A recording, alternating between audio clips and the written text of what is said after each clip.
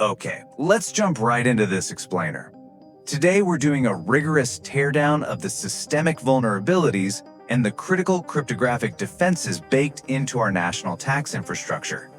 We're going to completely bypass the surface-level generic advice you usually hear, and instead we're diving deep into a recent anonymous expert report. This report details exactly how our financial identities are being actively targeted and, more importantly, the structural mechanisms designed to protect us. It's not just about, filing paperwork. It's actually a fascinating look at the cause and effect relationships inside a massive, centralized data pipeline. So let's get into it.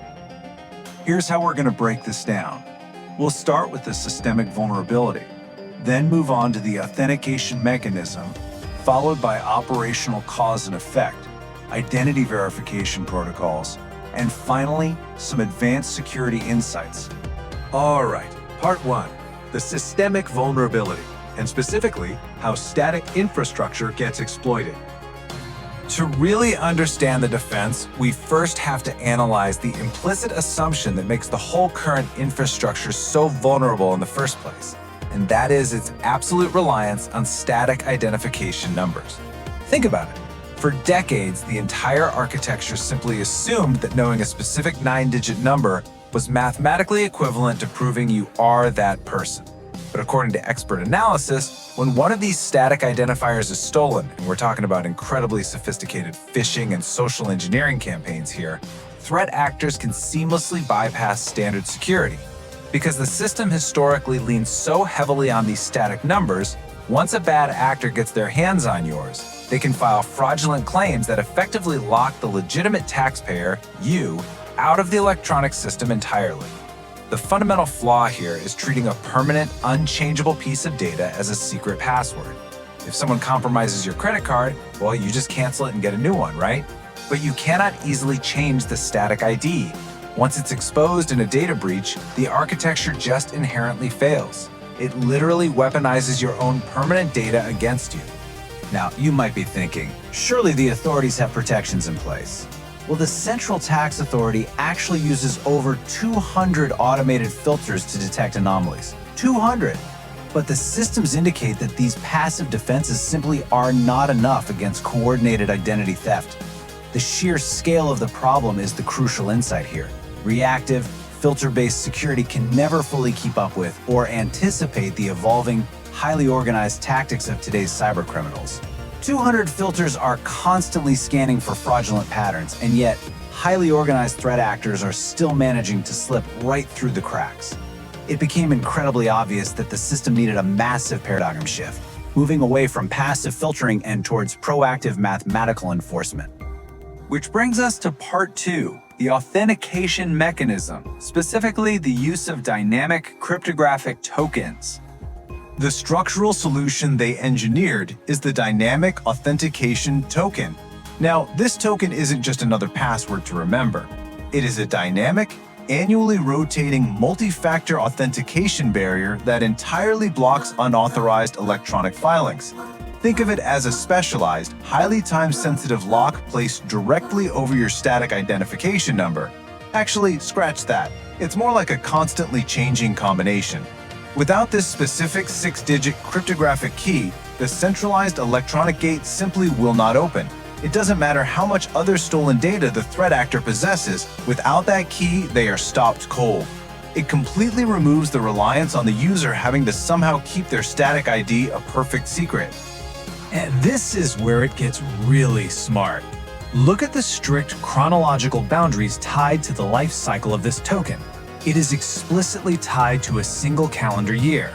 By forcing the key to completely expire on December 31st and then issuing a brand newly generated key for the new filing season, the system guarantees that even if a token is somehow intercepted, its utility to a threat actor is fundamentally limited.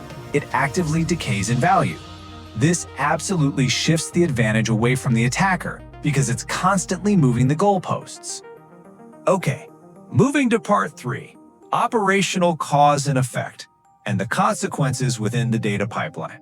Let's look at how the presence or the absence of this token dictates the actual flow of data within the centralized infrastructure. The crucial point to understand is that the electronic pipeline mathematically enforces the token requirement. This immediately neutralizes fraudulent attempts right at the gate before they can even enter the system. If a threat actor tries to electronically submit a filing using your static ID, but they lack the correct 6-digit token, bam, the system's logic gate slams shut. Instant rejection. However, the system still has to account for legitimate citizens who simply can't authenticate digitally for whatever reason, and that leaves the significantly slower manual paper pipeline open as a fallback. But here is the terrifying part. If a threat actor successfully files using your static ID simply because you lacked a proactive token to block them, you are immediately locked out of that rapid electronic pipeline. You are then forced into the paper pipeline, which experts know can trigger up to 500 days of administrative delay. Yeah, let that sink in. 500 days. That is absolutely not a typo. That is the staggering operational consequence of relying on reactive manual review instead of proactive cryptographic enforcement. Your legitimate financial data essentially enters an administrative purgatory for over a year and a half. This really highlights the stark contrast. Proactive prevention through the token is exponentially more efficient than reactive mitigation. Without a token in place, the system is essentially blind. It just accepts the very first filing it sees attached to your number. If that first filing happens to be the fraudster, well, you're the one paying that 500-day penalty. The analytical takeaway here is absolute. In this kind of architecture, failing to explicitly opt in to the highest tier of available security leaves you bearing the entirety of the system's structural inefficiency. Now for part 4, identity verification protocols, or what we call the acquisition tiers. So a natural question is, how does the authority actually ensure the token reaches the legitimate citizen and not the clever threat actor? Obviously, this requires extremely rigorous identity proofing. The system deploys a tiered verification protocol because they have to acknowledge that not all citizens have the exact same access to digital infrastructure. It ranges from Tier 1, which is instant digital authentication through highly secure authorized third-party contractors, and this is heavily encouraged, all the way down to Tier 3, which is rigorous in-person biometric and photo ID checks for those who just cannot verify digitally. It's a massive logistical tightrope to walk. You're trying to securely bind a physical human being to a digital token. If you make it too easy, threat actors will just automate the acquisition and steal the tokens themselves. But if you make it too hard, you create completely insurmountable barriers for legitimate citizens. And the systemic data reveals a massive disparity in how long these acquisition timeframes actually take across the different tiers. Tier 1, online, is effectively instantaneous. You do it and you're secure. But look at Tier 2, the manual mail review. That takes up to 180 days to verify identity before a token can even be issued to you.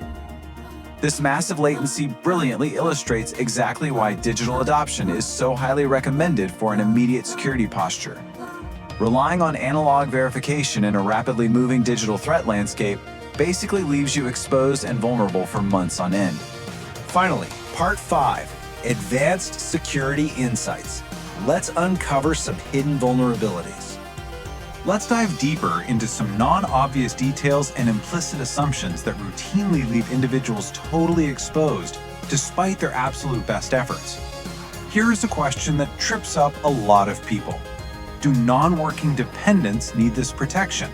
It is a super common yet profoundly dangerous assumption that only the income earners in a household require these authentication tokens. I mean, it's logical, right? You'd assume that if a dependent isn't earning money, their static identification number is functionally useless to a hacker. Unfortunately, hackers do not care about logic. They care about loopholes. That assumption is entirely false. As outlined clearly in recent security reports, threat actors specifically target the unprotected identification numbers of dependents to claim fraudulent credits. They will literally use your child's unguarded static ID to create a backdoor right into the system. This means the entire family unit must be tokenized to be safe. A secured primary filer with an unsecured dependent is literally like locking your massive steel front door, but leaving the ground floor window wide open for anyone to climb through. Furthermore, the system architecture does acknowledge that some flexibility is required. Should an individual choose to completely remove this barrier, the architecture allows for a strict, digital-only opt-out process. But notice the mechanism carefully here. It takes up to 72 hours to propagate this unenrollment across the entire network. It is absolutely not instantaneous, and that is by design. This intentional friction ensures that a threat actor cannot simply hack into your account, instantly disable your token requirement, and push a fraudulent filing through in that exact same minute. So, to synthesize all the findings from this expert report, these are the actionable insights you absolutely must implement to harden your financial identity against systemic exploitation. You literally cannot afford to wait for a breach to happen. That 500-day penalty is simply too severe of an operational risk. You must embrace the annual rotation mechanism. You have to secure every single static ID in your household, permanently eliminating those backdoor vulnerabilities. And crucially, you must treat this temporary token with the exact same level of extreme security and paranoia as your permanent static ID. I want to leave you all with this final, somewhat provocative thought. When you step back and look at this, we are essentially taping cryptographic tokens over a flawed, decades-old foundation. As threat actors continue to evolve, and as massive data breaches practically guarantee that our static IDs are already public knowledge out there on the dark web, shifting from static numbers to dynamic, tokenized authentication isn't just an option anymore, it's an absolute necessity. But you have to ask yourself, does this patch actually fix the system? Or does it merely highlight that the underlying architecture of static identity needs to be entirely replaced from the ground up? Definitely something to think about.